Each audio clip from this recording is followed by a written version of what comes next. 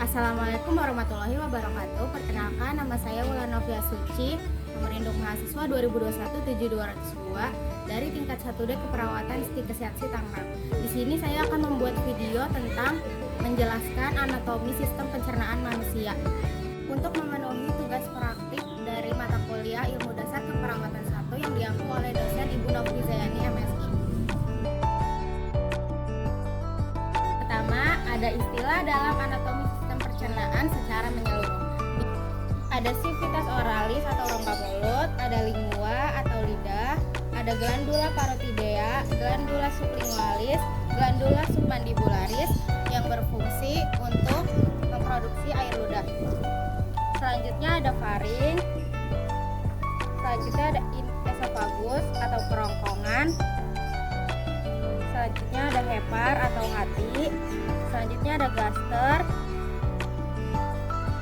atau lambung, selanjutnya ada pankreas, selanjutnya ada splenikus atau limfa, selanjutnya ada sitokalea atau kandung empedu, selanjutnya ada intestinum minor atau usus halus. Usus halus terdiri dari duodenum, jejunum, dan ileum. Halus, makanan akan diserap oleh pili-pili khusus. Sisa makanan dari usus halus yang masih mengandung air akan masuk ke dalam usus besar. Di sini ada caesum atau awal dari usus besar, ada kolon sigmoid, usus besar yang berbentuk sigmoid, ada rektum, distal atau ujung usus besar, ada appendix vermiformis atau umbal cacing, dan yang terakhir ada canalis analis. Dan sebelah sini ada adim. Selanjutnya ke anatomi rongga mulut, yaitu yang pertama ada lingua atau lidah yang berfungsi untuk mengaduk makanan. Yang sebelah sini ada dens atau gigi yang berfungsi untuk menggigit atau mengunyah makanan. Selanjutnya ada ductus glandulae sublingualis atau yang disebut juga dengan saluran kelenjar sublingualis. Selanjutnya ada glandula parotidea yang disebut juga dengan kelenjar ludah parotid. Selanjutnya ada ductus parotideus yang disebut juga dengan saluran kelenjar ludah parotid. Selanjutnya ada frenulum linguae atau yang disebut juga dengan lipatan lidah. Selanjutnya ada musculus masseter atau yang disebut juga dengan otot yang membantu rahang di mulut.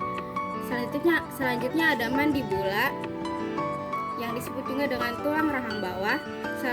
Selanjutnya ada ductus submandibularis yang disebut juga dengan saluran kelenjar submandibularis.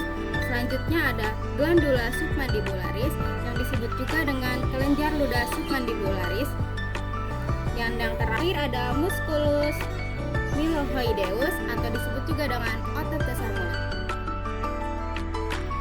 Lanjut ke anatomi esofagus. Yang pertama ada incisor atau yang disebut juga dengan gigi pemotong depan. Selanjutnya ada orofaring yang disebut juga dengan bagian tenggorokan belakang mulut. Selanjutnya ada epiglottis yang disebut juga dengan tulang rawan yang fleksibel. Epiglottis memastikan ketika makanan masuk ke dalam esofagus, maka saluran pernafasan akan ditutup sementara. Lanjut ke pinfrom rictus atau yang disebut juga dengan bagian seperti buah pir di hipofaring. Selanjutnya ada thyroid cartilage atau yang disebut juga dengan tulang rawan tiroid. Selanjutnya ada psychopharyngeal constriction sebelah sini ada cricoid cartilage yang disebut juga dengan tulang rawan cricoid. Selanjutnya ada psychopharyngeus muscle atau yang disebut juga dengan otot yang terletak di esofagus. Selanjutnya ada aortioconstriction atau yang disebut juga dengan perlekatan aorta di esofagus. Selanjutnya ada trakea. Selanjutnya ada aorta atau pembuluh darah arteri besar. Selanjutnya ada left main bronchus atau yang disebut juga dengan bronkus sebelah kiri. Selanjutnya ada inferior esophageal sphincter atau yang disebut juga dengan katup bawah esofagus. Selanjutnya ada diafragma. Lanjut ke anatomi lambung.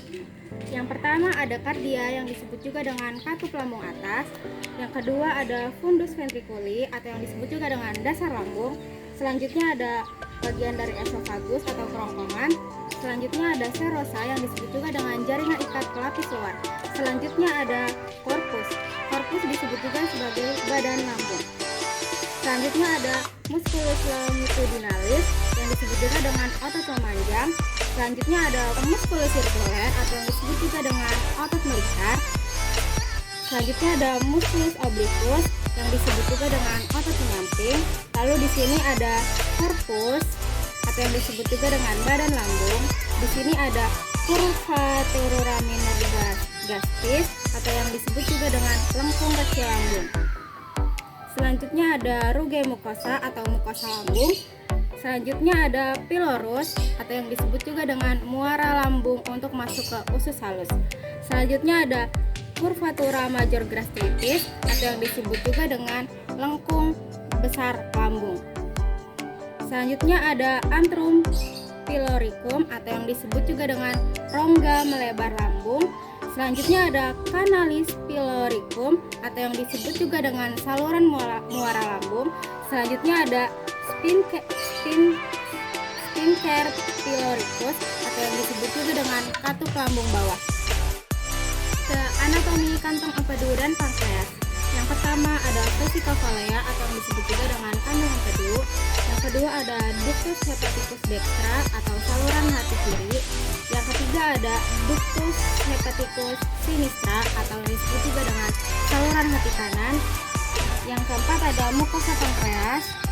Yang kelima ada ductus hepaticus communis atau saluran yang menyatu yang muaranya juga ke dalam hati. Selanjutnya ada ductus choledochus atau disebut juga dengan saluran empedu distal.